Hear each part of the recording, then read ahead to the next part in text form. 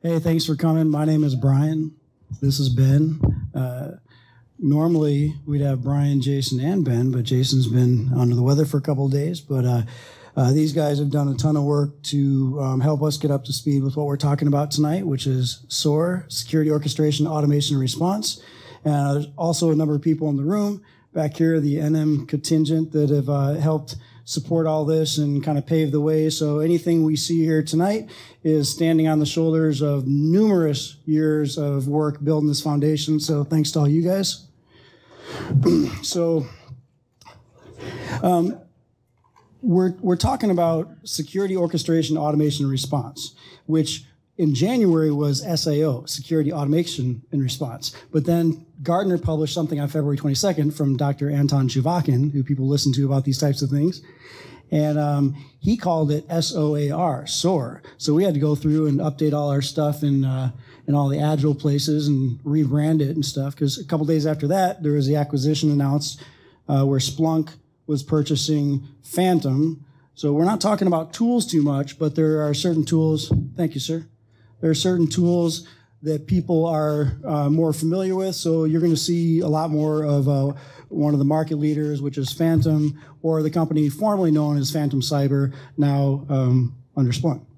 So right after Anton Chuvakin published that article in Gartner, calling it SOAR, the Splunk press release also did that. So we've rebranded this, and what we're going to talk about tonight is more functionality, capability, as opposed to tools. So here's what we'd like to talk about tonight. What is SOAR? Why do we need it? Take a look at automated versus manual enrichment, and take a look at a few SOAR playbooks, and then hopefully leave some time for some questions. And with that, we'll start off with some things that you've probably seen before in terms of assume breach. This is the Mandiant M-Trends 2017 report. So from my perspective, when I put this up there, it's kind of ground that we want to cover to, establish the context. But I think we are all familiar with numbers. Like at the top, it's a little hard to see, but dwell time, used to hear 240 days. Here you're talking about with external notification, 104 days.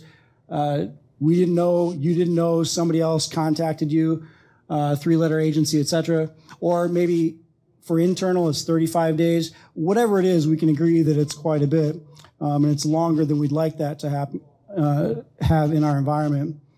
And again, from the M-Trends report, we see a lot of industries, and we see a couple of outliers here: retail and hospitality, the business and professional services.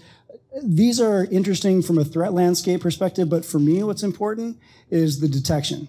And the detection ties directly into reducing the dwell time.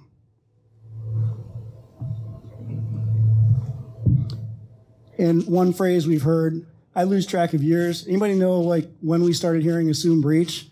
A couple of years ago, 5, 3? I don't know. It's been a while. Yeah, 5. Thank you, Mr. Farrar. It's good to see you.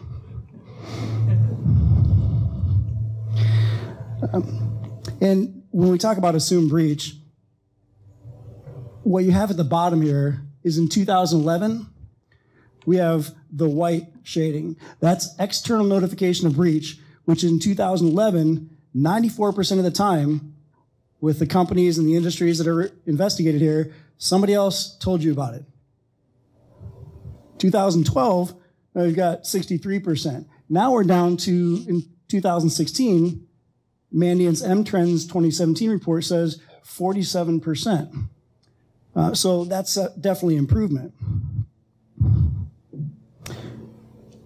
And I like this quote: the line between certain financial attackers and state-sponsored attackers no longer exists. You have something they want, they're going to deploy the resources, and they've got the resources to hire people and to purchase tools that can get the job done for them. So when I say who's winning, this isn't meant to be doom and gloom. It isn't meant to be there's no hope or no light at the end of the tunnel. It's just an attempt to have an honest look at there is a scoreboard. A lot of people have different dashboards for it, but I would just ask, when you look at this Twitter post from IBM Security, they're talking about fileless malware, which is, maybe a buzzword, but maybe it doesn't drop a binary on disk. And they're saying something a lot of us hear, which is endpoint protection is more critical. And then on the right, and I've changed these up in a lot of presentations because you just go out and grab a sample of it, and there are things that not every organization is able and equipped to detect and respond to. And if you are 100% there today, that doesn't mean that we're going to be next Thursday, right? So what is SOAR? Again, Gartner, Dr. Anton Chuvakin, defines SOAR as technologies that enable organizations to collect data and alerts from different sources. It allows incident analysis and triage to be performed leveraging a combination of human and machine power. And that's something I want to emphasize.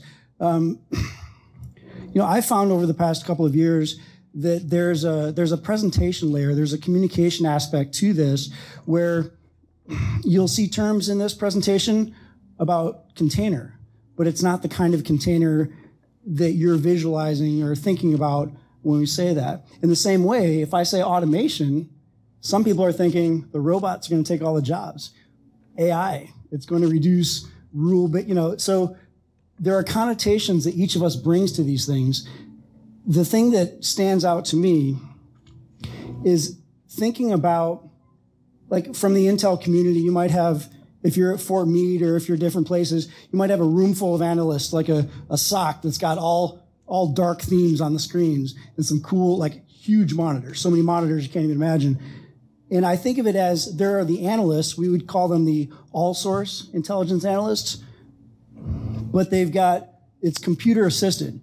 It's not replaced by the machines, by the automation, but it's a smart and well thought out integration of those capabilities.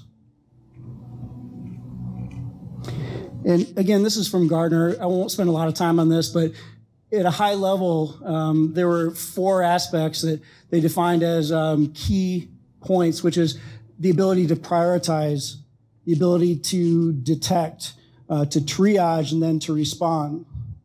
And I'm just giving you a couple of flavors because, again, there's a lot of flexibility, a lot of texture, if you will, in different interpretations and guidance about how to proceed here. So everybody has to find their own way through it. Here are just a few more points that are valuable for consideration. So automation. How to make machines do task-oriented human work. Incident management and collaboration. End-to-end management of an incident by people. And here's the big one for me, orchestration. How different technologies, both security-specific and non-security-specific, are integrated to work together. That's different than perhaps a mail security application that presents something to you on a screen, which is really the results of an API call to something on the network security side that's serviced.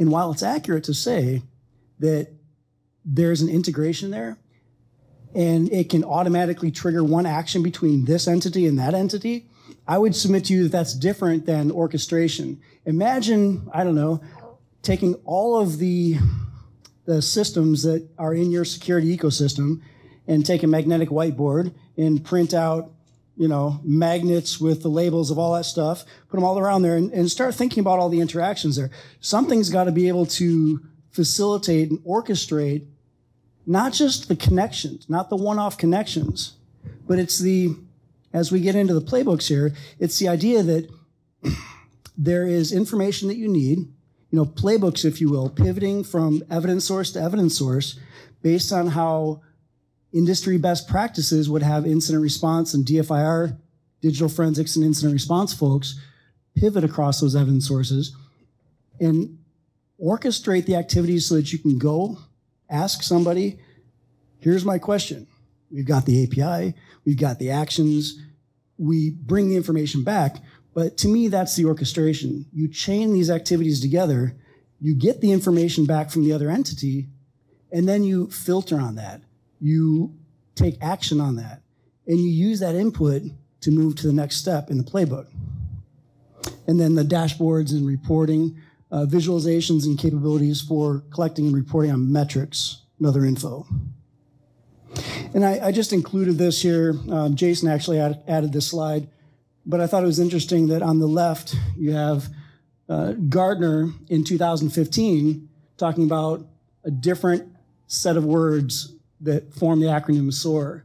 And that was more along the lines of operations, analytics, and reporting stack. And now they're talking about orchestration, automation, incident response platforms. There's an alphabet soup of acronyms of all kinds of things out there. I have found it useful to stay away from that area, first of all. I've found it useful to not think about the tool, rather to think about the threat model. What is the thing that we're detecting or looking for, if it's a hunt hypothesis or that type of thing?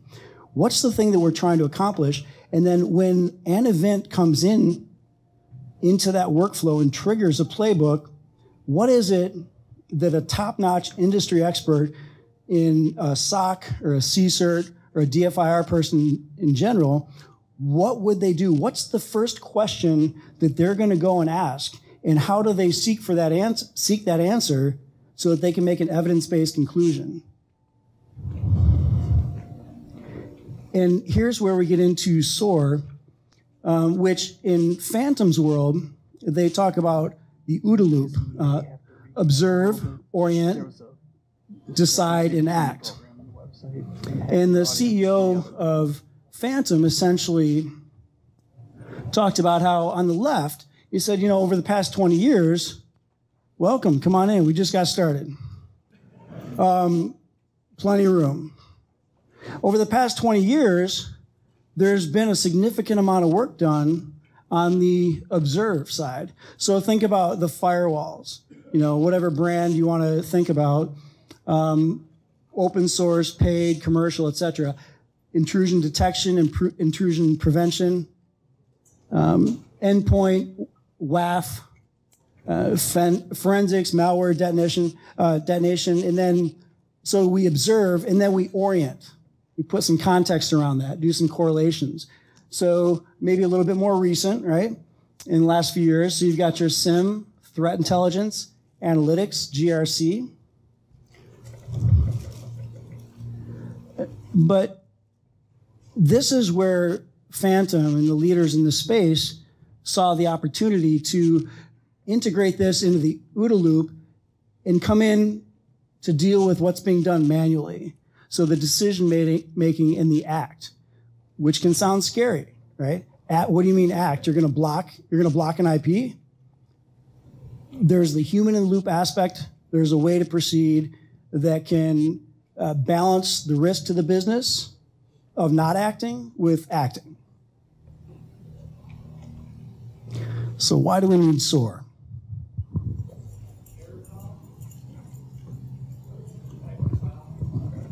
There's nothing new on this slide to anybody that works in information security, I would submit to you. There's a resource shortage. Can somebody say that word for me? Resource?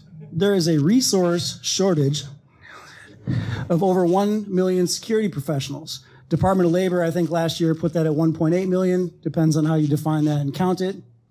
Products, would anyone agree that there's a plethora of products out there?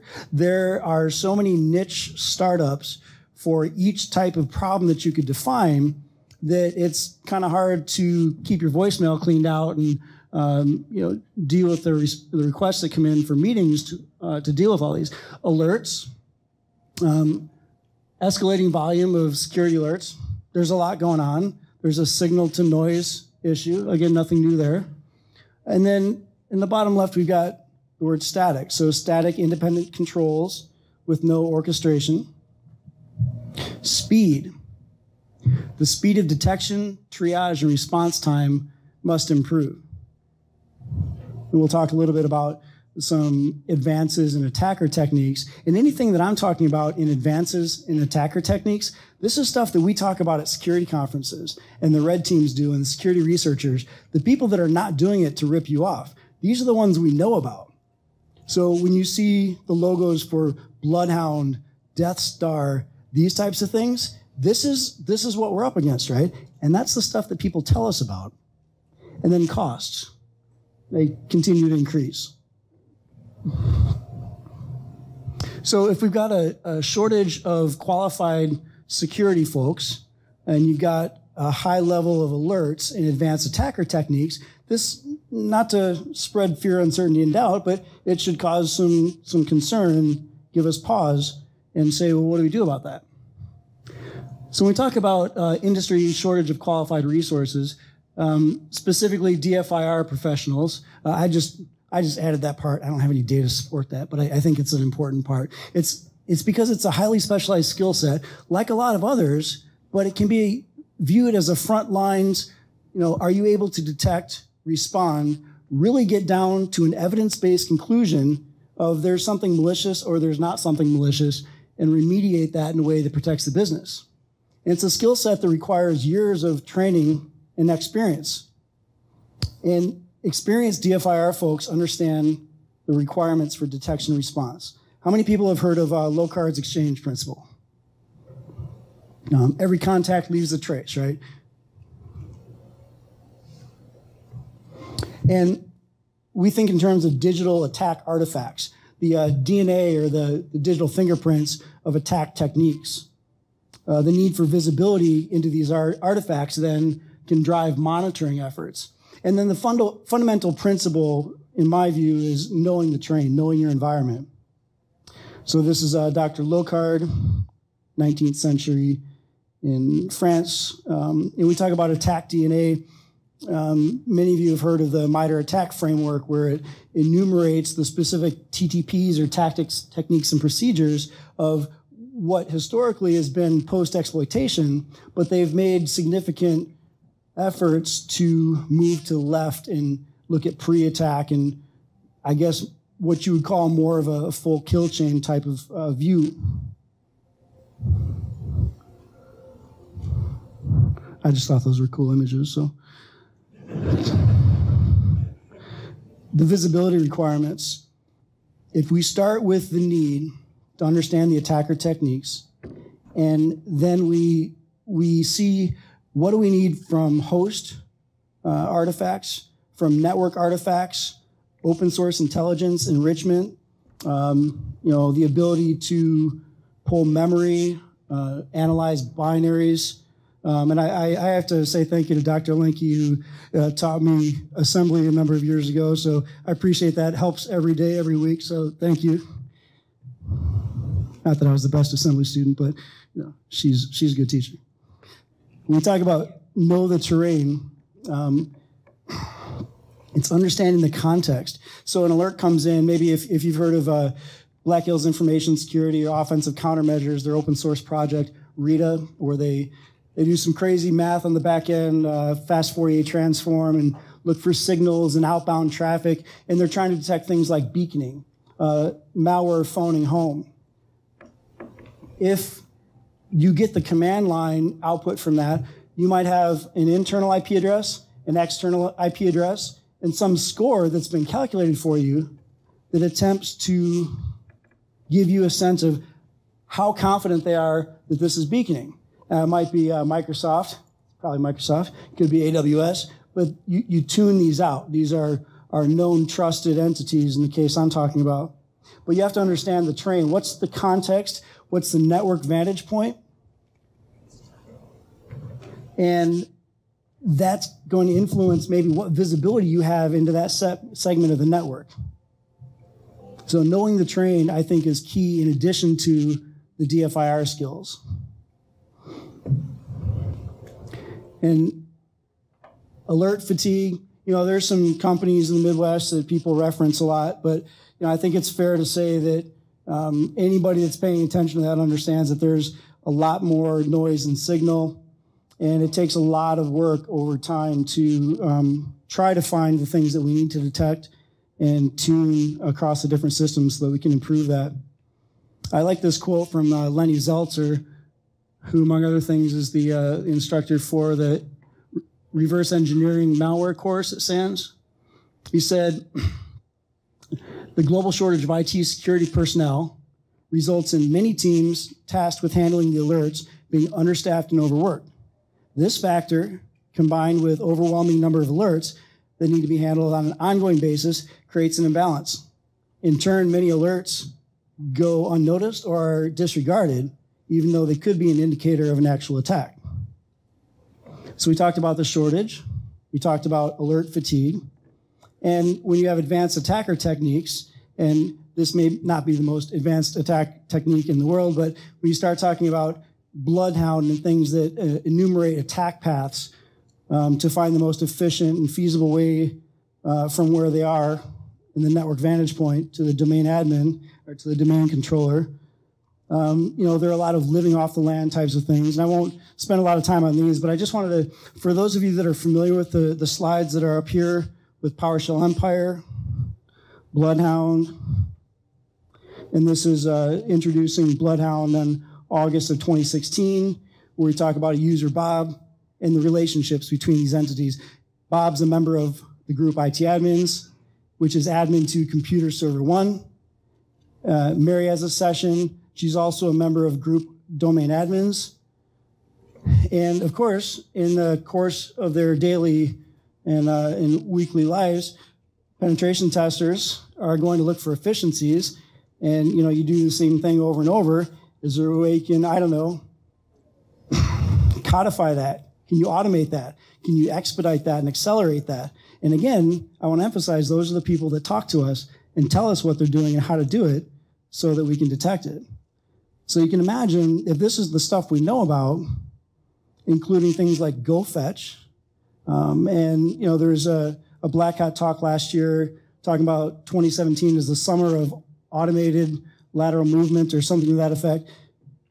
And then we can't get through that without talking about the Death Star. So automate getting domain admin using Empire. And that's what Death Star is. And then you have invoke GoFetch.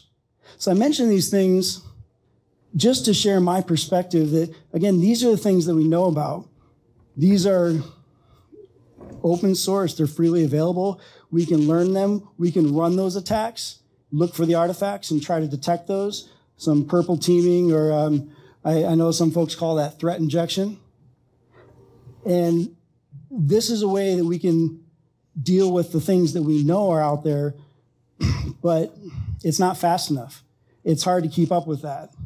And I want to turn it over to Ben to talk about essentially what it looks like when we're talking about manual versus automated enrichment. I'm going to introduce you guys to somebody that you are probably all very familiar with. His name is Mike. He is an incident responder analyst. Could work for large company, small company. Either way, he's very overworked. Here is Mike on his day-to-day activities, head down, working event after event, trying to get through the day so he can go home, so he can come back the next day and deal with even more alerts and events. But even as you can see, as he steps away from his computer, he's inundated with even more alerts coming to his phone. They're never ending. And it's hard for him to keep up because no matter how many he gets through, there's just one or two following right in line after that. So when Mike gets an alert, he realizes that he has a lot of information, but it doesn't have all the information that he needs. There's a lot of missing context that he has to find. So he has to start digging through and seeing what information is in the alert. Is there IP addresses? Is there domains, full URLs, and trying to determine, what he can do with all this information. So that brings us to him scratching his head, not knowing what to do, what approach to go to first, trying to figure out what's the best path for his investigation. If he needs to spend time looking at packets, if he needs to look into file analysis. And when you get alert after alert, that's when you get into alert fatigue. Eventually you just run out of power, you need to recharge your batteries.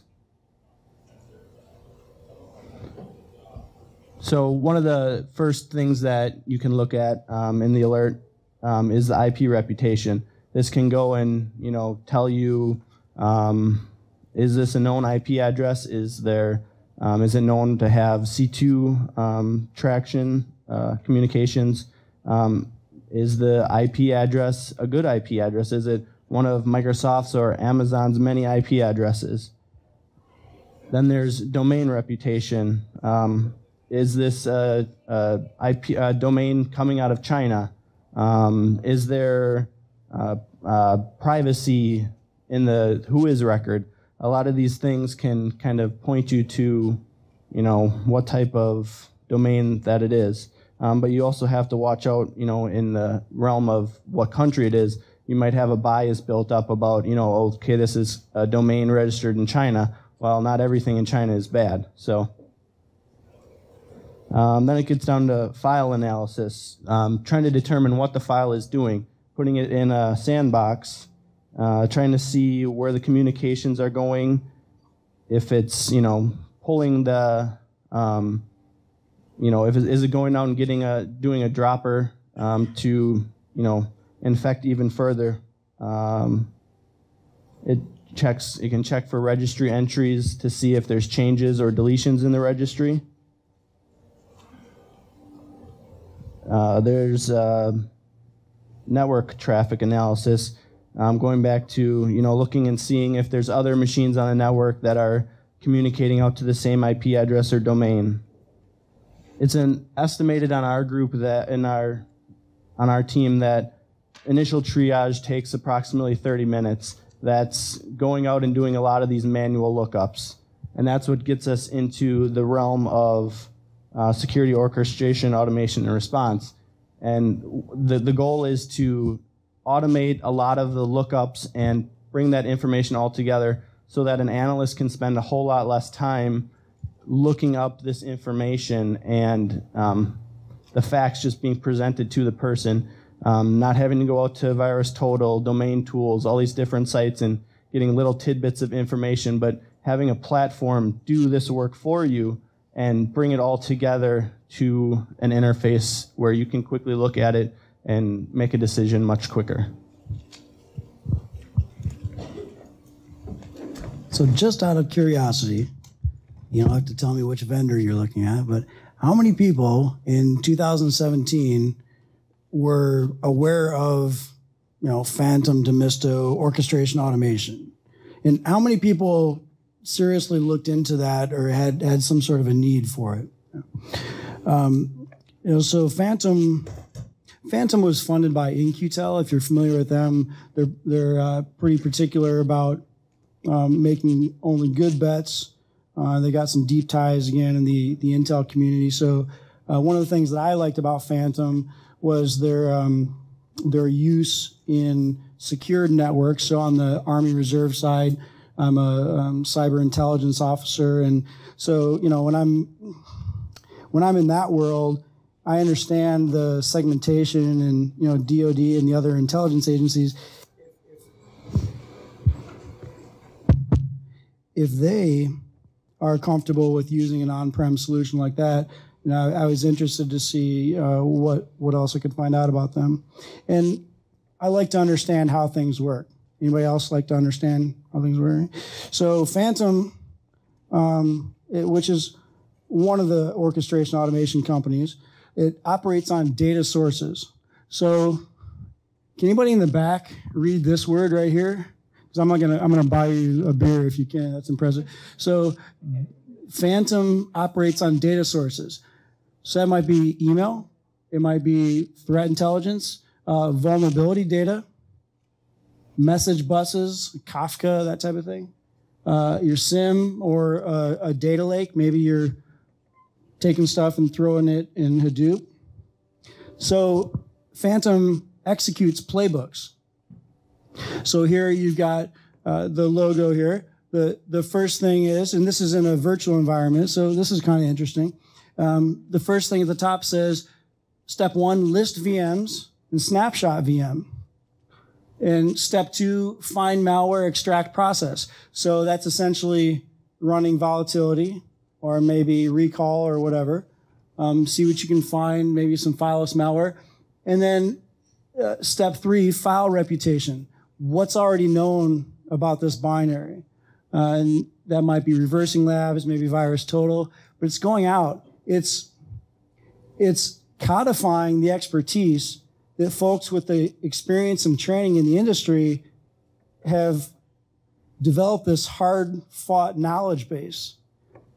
But you might have a playbook like this that maybe was built by Capital One, maybe by General Electric, maybe by somebody like that. So you can accelerate your learning curve, in my opinion, your maturity as an organization, as a team, by having these boundaries, these left and right limits of when something comes in, you don't have to do exactly what they did, but if there's a step 3, which is file reputation, and step 4, detonate file on cuckoo, maybe have a reason, know the rules before you deviate from them, type of thing. And then you can block the hash, send an email, terminate the process, that type of thing. So Phantom, let me back up a minute. Phantom operates on data sources. Phantom executes playbooks. We don't get a commission, by the way. I wanted to show you some real life examples, so I'm sure Demisto's fine too. Phantom calls actions. These actions, can anybody see this one? I'm just kidding, I'll stop asking that. They've got different categories like investigate, contain. So one action might be geolocate IP. Another one might be detonate file or hunt file, block URL, or quarantine device. And there was one of the weekly or bi-weekly tech talks that the CEO was talking about how they invested a ton of development hours in getting down to a very granular level of understanding of the, let's say, 200 most popular or most commonly used tools in the security ecosystem, and got to a level of granularity and understanding what's exposed through those API endpoints so that they could abstract away from the individual tools across that ecosystem and let the customers like us essentially focus on what actions you want to take. And the actions are exposed through Phantom apps. And this is the cool thing, because if you go to phantom.us, you could sign up for a community edition, get an OVA. You have 100 free actions last time I checked. And then you can see all the apps that are either written by Phantom or by community members. And there's a vetting process and code review and all those things, so that by the time you use one of these apps, a lot of that work has been done for you. So actions are exposed through apps, and apps connect to assets. So just to recap, you got data sources, playbooks, actions exposed by apps, and apps connect to assets. So, example of a SOAR playbook. So there are a lot of things you can do with this. It makes sense, I think, before you just go willy-nilly, connecting things to all kinds of rampant APIs and just firing off playbooks. Let's have a prioritized approach. What are we trying to do with this? So the idea that we came up with was the objective is to enable scalable, consistent, evidence-based detection and response through security automation and orchestration. And some categories of use cases that people talk about are enrichment, threat hunting, and automated assessment and response. So one of the most common things that the company does, first off, is look at user-reported malicious email. So let's ingest a message from a mailbox, extract URLs and attachments, and within the use case, you might have multiple playbooks, right? But they're tied together based on some goal that you want to accomplish, visibility that you want to achieve, and enrich and enhance that with contextual information from internal or friendly intelligence. Here's an IP. Okay, who pulled that IP? What's the host name? Who was the last logged in user? It was probably Ben. And once we got that user, now maybe you can find some other things with proxy. So user system info enrichment. And then URL rep, URL intel enrichment, detonate the URL, hunt the URL, or scope it. Who else has made an attempt? Was it blocked? Was it allowed? File or hash enrichment. What else do we know about this file? Detonate the file. You know, like Ben alluded to, there are a lot of things that we can find from this. There's no silver bullet. There's no one thing that we're going to press a button and it's going to give us all the answers. But each piece of that puzzle that we put into place in its proper context helps to give us a more complete picture of what we're dealing with. And then hunt the file. Where else does it exist? If it exists on this machine with this last logged on user, did it execute? Is there evidence of execution? Did it launch network connections, etc.? And then let's keep track of this, ticket creation, ticket update. And if this ends up being gray mail, maybe we email the end user and then remove the message from the mailbox. And then email the end user that the message was removed from the mailbox. And then close the ticket. So that's just one example. There are a few other things. I want to make sure we don't run over on time here. Okay, we can do that. There's only 270 slides. So this ends at 11, or is it sorry, as lame. It's 9:30. 9:30. Got it. There's not 300 slides. I just made that up. Thank you. I don't come to where you work and heckle you. That's from Seinfeld. Actually, I do. So one example, investigate playbook. And you're not going to be able to see this here, but this investigate playbook, it uses custom code to execute a wide range of investigative queries across available assets. What this means is the engineers at Phantom built a playbook that's going to run all the time and it's not going to fail. So they can use this for demos and that kind of thing, which is why I use it here. There's 17 actions like detonate file, detonate URL, domain rep, file rep. I'm going to skip geolocate IP. It looks cool, but get file, hunt domain, hunt file, hunt IP, hunt URL. And then reverse domain, who is IP. You could actually get into some more stuff with trying to enumerate attacker infrastructure with some passive DNS. And then at the bottom, these are all plug and play in my mind. You know, does anybody know what the free API for virus total is, rate limited per minute? It's a bonus. I don't have any prizes, but just for fun. 4. Steve says 4. It's 4 per minute. Good call, Steve. And then you've got max mine for geo IP, your endpoint detection and response, threat intelligence, domain IP reputation, that type of thing. And here's an example of this can be as simple or as complex as you want, but modularity is going to be your friend. So imagine you've got that use case, and the use case has 5 different boxes like we saw before. Each of the 5 boxes represents a playbook. But being able to reuse that playbook, because there may be more than one instance in which you need to look up file reputation. There may be more than one time per day that you need to do IP rep or that type of thing. So the idea is to understand what you're trying to accomplish based on the threat, based on the goal for detection, response, remediation, and then give yourself the modularity. So just another example of ransomware, investigate, and contain. So on the left, you've got start. The first thing is we're going to get the file. We're going to detonate the file. And then here we've got a filter. And this is why I emphasize the orchestration aspect of it. You're going to pose a question. You know, there's something you need to know before you can come to an evidence-based conclusion. So you've got a hypothesis. You figure out what question you need to ask based on your tradecraft, based on the context, the network vantage point. And then you come up with the question you need to ask, you find that answer, and you iterate through that. So in this case, you may block IPs, block hashes, hunt file to scope, list connections. Again, we're scoping here.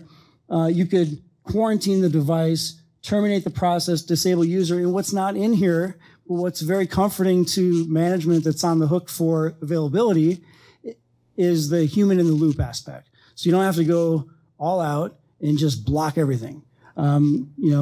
As we ease into this stuff, you have a human in the loop, a skilled analyst that is able to make a determination before you block things and light up the phones and the service desk.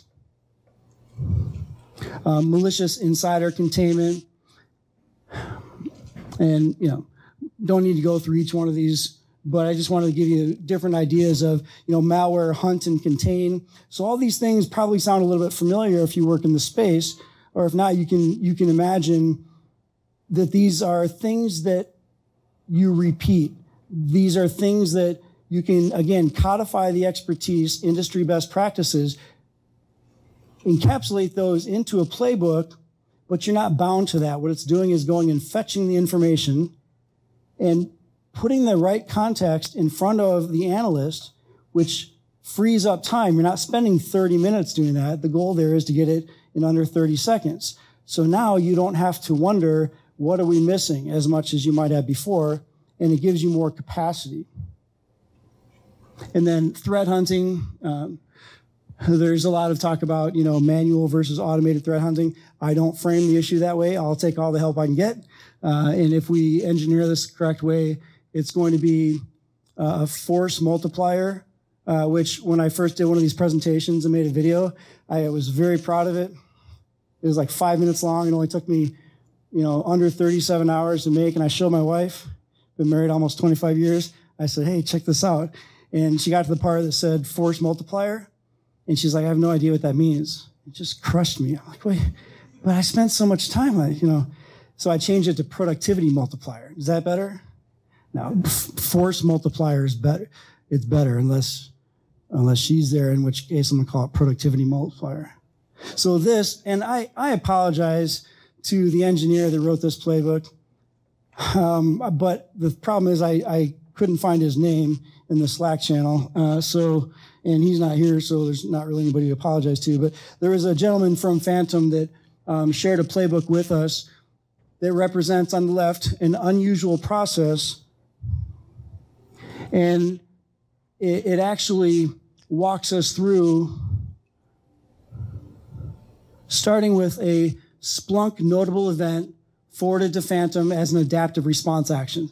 If that's Greek to you, don't worry about it. There's an event that came in from somewhere. It could have been an email alert from something. But this kicks off a playbook. There's a decision point.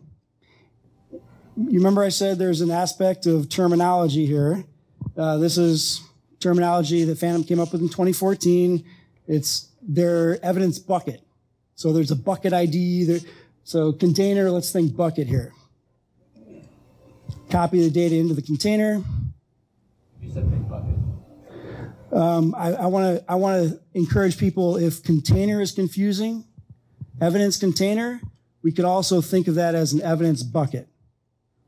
So container ID, bucket ID, because some people are going to get mad that we're using the word container.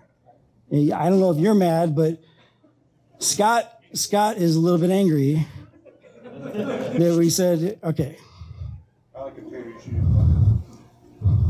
Yeah, but what's the name tag on your shirt say, Scott? Steve, I rest my case. I'm very confused. Let's go with container. Screw it. Container. Copy the data into the container, and then now we're going to set the window. We don't want to run any search in a tool for the last 180 days. Somebody's going to get mad about that. Let's bracket that a little bit. Last 15 minutes. Query your EDR, get parent process, EDR being endpoint detection and response. So we get current processes, and then when we have that, go through and tell me, it's kind of like, hey Siri, hey Alexa, or, if I say to my teenage daughters, hey, I'm just kidding, that's exactly the opposite of how that works. But you can tell Phantom, though, to say, hey, go get the child processes from that. And what are you doing? You're putting the puzzle pieces together. You're in enriching the context and giving situational awareness to the analyst that is on the front lines, right? That's protecting your company from whatever that threat is. You want that to be an evidence-based conclusion. So we copy the artifacts to the evidence container. See what I just did there? Yeah. So is that like a Docker then? Container? No. You confused everybody. You should use standard term. It's a pail. Yeah, you can't. Stick with bucket. So you get the file from the endpoint, which is in your evidence container /bucket/pail.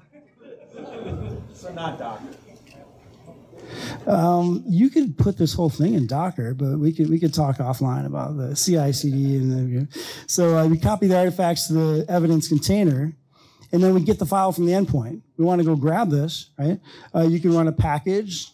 You could go do this with PowerShell, whatever makes sense in your environment. You got the flexibility. Detonate the file in the sandbox. Get the file reputation, what's already known about this. And again, here, in my view, here's one of the big differentiations between, again, we talked about a mail security. And people are coming at this, with years of experience. And there was a gentleman I was sitting with, and he was happily showing that here's this email security tool. And like I mentioned earlier, it's surfacing something coming from your network security. And so that's integrated. Yeah, that it is. It's surfacing that. It's showing you that it's coming from somewhere else via an API call. What we're talking about is you go get all these things, and then it's a choose your own adventure, right? You're making decisions based on the information that you find out. So in this case, what happened right before this in the container bucket file thing?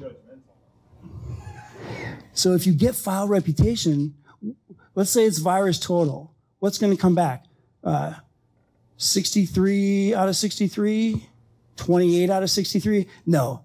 What happens when you go to virus total after you spend all that time looking for that stuff? It's green, and it's, yes, 0 out of 63. And why does virus total do that? To spite us, doesn't it? To make me feel dumb. But it's not going to work. It's not going to work because I thrive on hecklers and virus total. And but here's the thing. There's a filter right here. If that number is greater than 5, or the total scans is 0, however you do the logic for the tool that you've got, if it meets that threshold, go to the next one. So in this case, we proceeded along, and it blocks the hash on the endpoint. Quick time check. 19. Oh, we're so getting done by 9:30. Got it under control. Action. Dedupe command line parent process. Why do we care about parent process? We want to know what spawned what. If it's Microsoft Word that spawned command.exe, you might be interested to know that. So what's the parent process? If it's a machine that's got, 526 instances of chrome.exe running that you can only find in memory, and what's the parent process? Chrome.exe. That's not good. I'm not happy, right? Dedupe the command line parent process, see what's going on there, and then terminate the parent process. Terminate the current process, and terminate the child processes or processes. Query command line. I want to know what the command line is for, cmd.exe, for PowerShell.exe. And what else do we need to know? Not PowerShell.exe. Am I right? Yeah. Action, use a template for email. Email the results to a human. Go follow back up with Splunk. Close the notable event. Close the evidence container. End. So that's one example of a playbook that was provided to us as we were having some internal discussions and sharing information and saying, okay, here's what we're trying to do with this. Here's what it looks like. Here's what we can do with it. And, one of the things that I want to mention is you might be wondering, to do this type of thing, what kind of skills are involved to do it? So these companies, in my mind, they've gone to great lengths to give you a very solid visual playbook editor. And that's useful. So if you go to phantom.us, you sign up to the community, and then you end up getting approved, and you go to my.phantom.us, you install the OVA and VMware Workstation or VirtualBox, but Workstation Pro is probably better if you can. Then you're off to the races. You can go get somebody's playbook, bring that in. You can get the free APIs, and with limited interactions with those APIs and limited actions with this platform, you can use the visual playbook. The thing of it is that as soon as you're returning data, right, as soon as you're dealing with the filters and getting into the logic, that's when you need to be able to write some code.